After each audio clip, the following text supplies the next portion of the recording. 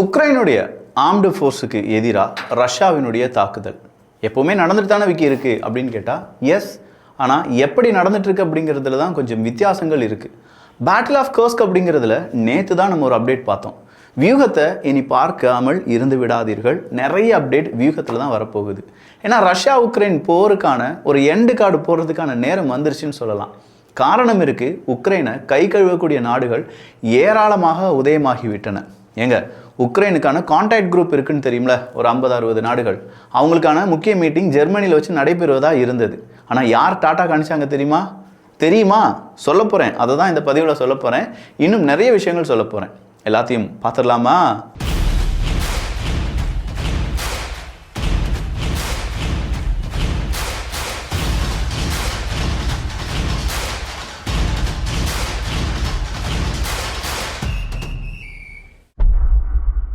லிபிமோக்கா அப்படிங்கிற ஒரு பகுதி. இந்த பகுதியில் தான் உக்ரைனுடைய இராணுவ வீரர்கள் ஒரு பெரிய கூட்டம் அப்படிங்கிறது ரஷ்யாவுக்கு எதிராக பெரிய தாக்குதலை நடத்திட்டு இருந்தாங்க. திடீர்னு பார்த்தா இது எல்லாமே ஒரு கட்டத்துக்கு மேலே உக்ரைன் கைமீறி அதை என்சர்க்கிள் பண்ணுறாங்க ரஷ்யா. அப்படி என்சர்க்கிள் பண்ணுற அந்த இராணுவ வீரர்கள் ரஷ்யாவினுடைய அந்த என்சர்க்கிள்லேருந்து தப்பிப்பதற்காக நிறைய வழிமுறைகள் அப்படிங்கிறத சூஸ் பண்ணுறாங்க. ஃபர்ஸ்ட் அவங்கக்கிட்ட இருக்கக்கூடிய ஃபயர்ஸ், அவங்கக்கிட்ட இருக்கக்கூடிய கண்ணி வெடிகள் இது எல்லாமே பயன்படுத்தி பார்த்த பிறகும் ரஷ்யாவினுடைய அந்த ஒரு என்சர்க்கிள்லேருந்து இவங்களால் தப்பிக்க முடியல. கடைசியாக அவங்கக்கிட்ட இருக்கக்கூடிய பேக்கப் எல்லாம் எடுத்து எல்லாமே பார்த்துட்டாங்க, பேக்கப் ஃபோர்ஸ் கூப்பிட்றாங்க, பட் அவங்களால வர முடியலை. இப்போது அவங்களுடைய நிலைமை, அப்படி என்சர்க்கிள் செய்யப்பட்ட உக்ரைன் இராணுவ வீரர்களுடைய நிலைமை என்ன அப்படிங்கிறது உக்ரைன் இராணுவத்துக்கே தெரியவில்லை. ஸோ அந்த இராணுவ வீரர்களுக்கு என்ன ஆனது அப்படிங்கிறத பற்றியான கேள்விகள் இப்போது எழ ஆரம்பித்திருக்கிறது. இதே மாதிரி என்சர்க்கிள் செய்யப்பட்ட நிறைய பேரை நாங்கள் இப்போ போர் கைதிகளாக பிடிச்சு வச்சுருக்கோம் அப்படின்னு சொல்லியிருந்தாங்க ரஷ்யா. நேற்று அந்த செய்தியை நம்ம பார்க்கும்போது கூட இந்த மாதிரி நிறைய இராணுவ வீரர்களை ரஷ்யா என்சர்க்கிள் செஞ்சு பிடிக்கிறாங்க. பொதுவாக யுத்தகலம் அப்படிங்கிறது எதிரி நாட்டில் நடக்கும்போது என்சர்க்கிள் அப்படிங்கிறதெல்லாம் பண்ண முடியாது. ஆனால் அதே யுத்தகலம் அப்படிங்கிறது அவங்களுடைய சொந்த நாடாக இருக்குன்னு வச்சுக்கோங்களேன். இந்த கர்ஸ்க் அப்படிங்கிற பகுதி எங்கே இருக்குது? ரஷ்யாவுக்குள்ளே இருக்குது. இப்போ ரஷ்யாவுக்குள்ளே வந்திருக்காங்க உக்ரைனுடைய இராணுவ வீரர்கள். அவங்களுடைய ஃப்ரண்ட் எண்ட் அப்படிங்கிறது ரொம்ப பெரிய அளவில் பரந்த நிலப்பரப்பை ஒக்குபை பண்ணிட்டு அப்படியே வந்துக்கிட்டே இருக்கணும்.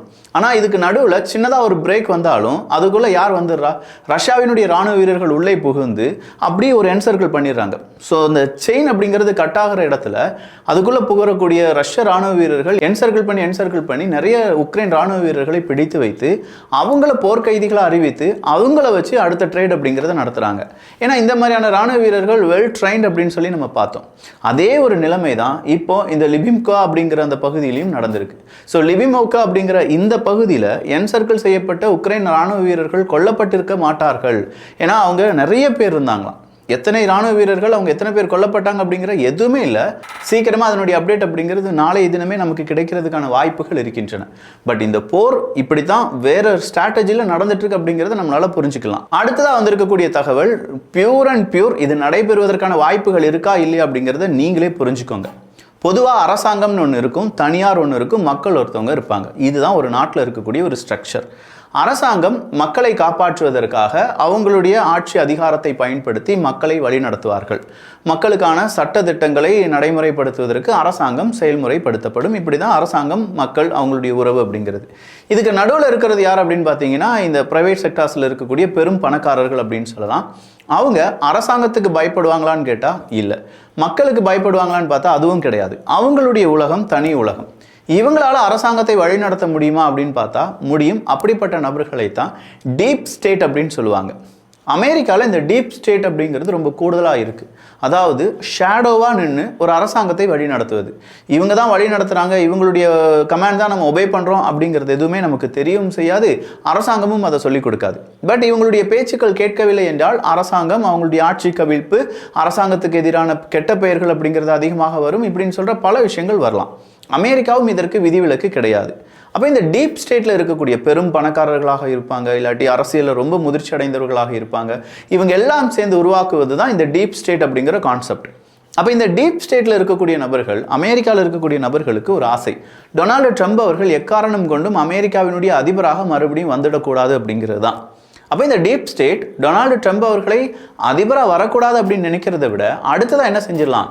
கொன்னுடலாம். டொனால்டு ட்ரம்ப் அவர்களை கொன்றுவிட்டு அந்த பழியை தூக்கி ஈரான் மேலே போட்டுடலாம். ஈரான் தான் டொனால்டு ட்ரம்ப் அவர்களை கொன்றுவிட்டது, எனவே நாம் ஈரானை அடிக்கணும் அப்படின்னு சொல்லி ஒரு ஸ்ட்ராங்கான ஒரு மெசேஜுடன் அமெரிக்க மக்களை ஒன்று திரட்டி அமெரிக்க மக்கள் எதிர்ப்பு தெரிவிக்காமல் ஒட்டுமொத்தமான இப்படி ஒரு நாடகத்தை அரங்கேற்றி என்ன செஞ்சிடலாம், டொனால்டு ட்ரம்ப் அவர்களை கொன்றுவிட்டு நேரடியாக ஈரான் கூட யுத்தத்துக்கு போகலாம். அப்படி யுத்தத்துக்கு போகிறதுனால நம்ம இஸ்ரேலுக்கு உதவி செஞ்ச மாதிரி ஆயிரும். பார்த்தீங்களா, இஸ்ரேல் வேறு நம்மகிட்ட உதவி கேட்டுட்டு இருக்காங்கல்ல, அதனால் ஒரே கல்லில் 3 மாங்காவை அடிக்க முடியும். அதிபர் தேர்தலில் வெற்றி, இஸ்ரேலுக்கு ஆதரவான காய் நகர்த்தல், ஈரானை அழிப்பதற்கான சூப்பரான ஒரு நிகழ்வு. இது எல்லாத்தையுமே செய்வதற்கு டீப் ஸ்டேட் சம்மதம் தெரிவித்திருக்கிறார்கள். ஆனால் இதை கொஞ்சமாக கவனித்து கொள்ள வேண்டும் அப்படிங்கிற ஒரு செய்தியை வெளியிட்டிருக்கிறது ரஷ்ய ஊடகம். அப்போ ரஷ்யாவில் இந்த செய்திகள்லாம் எப்படி வெளிவருது அப்படின்னு கேட்டால், எங்க இந்த டீப் ஸ்டேட் அப்படிங்கிற கான்செப்டும் அதுக்குள்ளே நடைபெறக்கூடிய நமக்கு கண்ணுக்கு தெரியாத பல உண்மைகளையும் வெளியில் கொண்டு வருவது ரஷ்யாவினுடைய விசில் ப்ளோவர்ஸ் தான், அவங்க இருக்கக்கூடிய ஹேக்கர்ஸ் தான். அப்படிப்பட்ட ஹேக்கர்ஸ் இருக்கிறதுனால தான் கொஞ்சமாவது இந்த அரசாங்கம் நடத்தக்கூடிய இல்லாட்டி டீப் ஸ்டேட்டால் நடத்தக்கூடிய பல உண்மைகளும் வெளி உலகத்துக்கு தெரிய வருகிறது அப்படிங்கிறதெல்லாம் நம்ம புரிஞ்சுக்கணும். அப்போ இந்த மாதிரியான ஒரு கான்செப்டில் டொனால்டு ட்ரம்ப் அவர்களை கொன்றுவிட்டு ஈரான் மேலே பழியை போட்டு உலக நாடுகளை ஈரானுக்கு எதிராக திரும்ப வைக்கக்கூடிய இந்த பிளானை நீங்கள் எப்படி பார்க்குறீங்க? இப்போதைக்கு இது ஒரு கான்ஸ்பிரசி தியரி தான், இது உண்மை அப்படிங்கிறதுலாம் இல்லை. பட் நடைபெற்றால் என்னவாக இருக்கும், நடைபெறுவதற்கான வாய்ப்புகள் இருக்கா? ஆல்ரெடி டொனால்டு ட்ரம்ப் அவர்களை கொள்வதற்கான முயற்சிகள் 2 முறை நடந்திருக்கு. ஒரு முறை துப்பாக்கி சூடு நடந்திருக்கு, இன்னொரு முறை துப்பாக்கி சூடுவதற்கான ஆயத்த நடவடிக்கையில் ஈடுபட்டிருந்தாங்க. இந்த 2 முறையுமே அமெரிக்காவினுடைய சீக்ரெட் சர்வீஸ் அப்படிங்கிறவங்க தோல்வி அடைந்து விட்டார்கள்.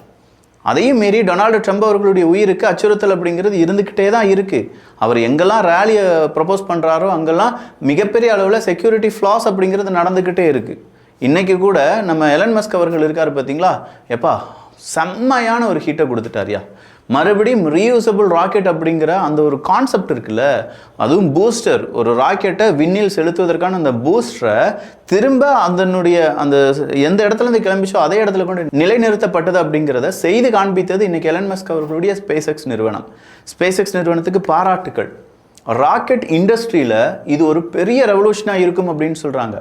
இதுவரையிலும் யாராலும் செய்ய முடியாத விஷயம். அப்துல் கலாம் அவர்களுடைய மிகப்பெரிய ஒரு ட்ரீமாக இருந்துச்சு ரீயூசபிள் ராக்கெட் அப்படிங்கிறது. ஒரு முறை மட்டும் விண்ணில் செலுத்துவதற்கு இத்தனை கோடி ரூபாய் நம்ம செலவு பண்ணணுமா, அதை மறுபடியும் யூஸ் பண்ணுறதா இருந்தால் எவ்வளோ நல்லா இருக்கும் அப்படிங்கிறதுலாம் அவரே கேட்டிருக்காரு பல முறை. அந்த ஒரு விஷன் இப்போ யார்கிட்ட இருக்குது அப்படின்னு பார்த்தீங்கன்னா எலன் மஸ்க் அவர்கள்ட்ட இருக்குது. அந்த எலன் மஸ்க் அவர்கள் யாருக்கு ஆதரவு கொடுத்துருக்காரு அப்படின்னு பார்த்தீங்கன்னா வேறு யாருக்கும் கிடையாது, நம்ம டொனால்டு ட்ரம்ப் அவர்களுக்கு தான். அப்போ டொனால்டு ட்ரம்ப் அவர்கள் ஜெயித்தார்கள் என்றால் அங்கே டீப் ஸ்டேட்டுக்கு பிரச்சனை இருக்குது, அவரை கொள்வதற்கான முயற்சிகள் நடந்துக்கிட்டே இருக்குது. அதுலேருந்து டொனால்டு ட்ரம்ப் அவர்களை காப்பாற்றுங்கள் அப்படிங்கிற ஒரு ஹிடன் மெசேஜஸை யார் கொடுத்துருக்காங்க? ரஷ்யாவினுடைய ஊடகம் இப்போது அமெரிக்காவுக்கு கொடுத்துருக்கு. சரிப்பா, அப்போ உக்ரைனுக்கான உதவிகள் இனிமேல் கிடைக்குமா கிடைக்காதா அப்படிங்கிற கேள்விக்கு நேராக உக்ரைன் கான்டாக்ட் குரூப் அவங்களுடைய மீட்டிங்க்கு வாங்க. மில்டன் புயல் வந்துருச்சு தெரியுங்களா, மில்டன் புயல் ஃப்ளோரிடாவெலாம் வச்சு வகுந்து விட்டுருச்சு அப்படின்னு சொல்லலாம். அப்போ இந்த மில்டன் புயல் வந்துருச்சு, எனவே நான் ஜெர்மனிக்கு வந்து உக்ரைனுடைய கான்டாக்ட் குரூப் மீட்டிங்கில் என்னால் பங்கு பெற முடியாது, ஐ எம் வெரி சாரி அப்படிங்கிறார் ஜோ பைடன் அவர்கள். ஆனால் ஜோ பைடன் அவர்கள் சொல்வதற்கு இதுதான் காரணமான்னு கேட்டால் இல்லை ராசாக்களா, அதுக்கெல்லாம் காரணம் விக்டரி பிளான் அப்படிங்கிறது தான். நேராக ஜெலன்ஸ்கி அவர்கள் அமெரிக்காவுக்கு போகிறாங்க.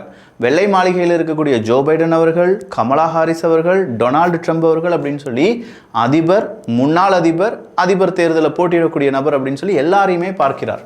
அவர் பார்த்துட்டு ஒரு விஷயத்த சொல்கிறார், இதுதான் என்னுடைய விக்டரி பிளான், எனக்கு காசு வேணும் அப்படின்லாம் அவர் கேட்கல, இது என்னுடைய விக்டரி பிளான், இதற்கு நீங்கள் சம்மதம் தெரிவிக்கிறீர்களா, ரஷ்யாவுக்கு எதிராக என்கிட்ட இப்படி ஒரு விக்டரி பிளான் இருக்குது, நீங்கள் ஒரு $8 பில்லியன் அமெரிக்க டாலரை மட்டும் தந்தால் போதும், மீதம் இருக்கக்கூடிய விஷயங்களை நான் பார்த்து கொள்கிறேன் அப்படின்னு சொல்கிறார். வாவ், உனக்கு இப்படி ஒரு பிளான் இருக்கா அப்படின்னு சொல்லி ஜோ பைடன் அவர்கள் வியந்து பார்க்கிறார். ஆனால் டொனால்டு ட்ரம்ப் அவர்களுக்கு தெரியும் இவனுக்கு காசு கொடுக்கறது வேஸ்ட் அப்படின்னு சொல்லி. ஆனால் இப்போதைக்கு அவருக்கு ஒரு $8 பில்லியன் அமெரிக்க டாலர் கொடுக்க போகிறாங்க. நாட்டோ நாடுகள், ஐரோப்பிய ஒன்றிய நாடுகள் அப்படின்னு சொல்லி ஒரு $50 பில்லியன் லோன் அப்படிங்கிறத கொடுக்க போகிறாங்க. சும்மா கொடுக்கல, உக்ரைனுக்கு லோன் அப்படிங்கிறத கொடுக்க போகிறாங்க. இது எல்லாமே ஏன் அப்படின்னு பார்த்தா இந்த விக்டரி பிளான் அப்படிங்கிறத பேஸ் பண்ணி தான். பட் இந்த விக்டரி பிளானால் ரஷ்யாவை உக்ரைனால் தோற்கடிக்க முடியுமா அப்படின்னு கேட்டால் வாய்ப்புள்ள ராஜாங்கிறாங்க உண்மை தெரிஞ்சவங்க. ஸோ இந்த விக்டரி பிளான் சொதப்பிருச்சு, கொஞ்சம் கொஞ்சமாக சொதப்ப ஆரம்பிச்சிருச்சு. கர்ஸ்க் பகுதியில் தோல்வி அடைந்து விட்டார்கள். அடுத்தடுத்த பகுதியில் உக்ரைனுடைய இராணுவம் என்சர்க்கிள் செய்து கொல்லப்படுகிறார்கள். இதெல்லாம் தாண்டி உக்ரைனுக்கு உதவக்கூடிய நாடுகளுடைய லிஸ்ட் கம்மியாயிட்டே இருக்கு.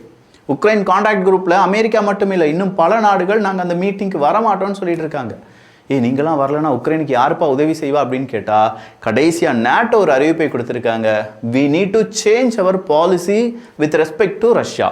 ரஷ்யாவை பேஸ் பண்ணி நம்முடைய பாலிசி இன்னும் கொஞ்சம் சேஞ்ச் பண்ணணும். இவ்வளோ நாள் நம்ம உக்ரைனுக்கு ஆதரவான நிலைப்பாடை எடுத்துட்டோம், இனிமேல் உக்ரைன் ஜெயிக்கிற மாதிரி தெரியலை, எனவே ரஷ்யாவுக்கு ஆதரவான நிலைப்பாட்டுடன் ஒரு பாலிசி எடுக்க வேண்டியதாக இருக்கும் அப்படிங்கிற ஒரு தகவலை நாட்டோ கொடுத்துருக்காங்க. ஸோ விக்டரி பிளான் சொதப்பிருச்சு. அடுத்த கட்டமாக இருக்கக்கூடிய ட்ரம்ப் அவர்களை கொன்றுவிட்டு ஈரான் மீதான பழி போடுதல் அப்படிங்கிற அந்த டீப் ஸ்டேட் பிளான் என்னவாக போகுதுன்னு தெரியலை. ரஷ்யா உக்ரைன் போருக்கான லேட்டஸ்ட் அப்டேட் இங்கே பார்த்துட்டோம், இன்னும் நிறைய அப்டேட் வரப்போகுது. அதுக்கு நீங்கள் செய்ய வேண்டியது என்ன அப்படின்னு பார்த்தீங்கன்னா, நம்ம வியூகம் தமிழ் வியூகம் அப்படிங்கிற சேனலை சப்ஸ்கிரைப் பண்ணிக்கோங்க. தொடர்ச்சியாக 1-2 காணொலிகள் வரலாம், ஒரு நாளைக்கு 1-2 காணொலிகளுக்கு மேலே காணொலிகள் வரப்போகின்றன. ஸோ நல்லதை பகிர்ந்து நல்ல சமுதாயத்தை உருவாக்குவோம். நன்றி, வணக்கம்.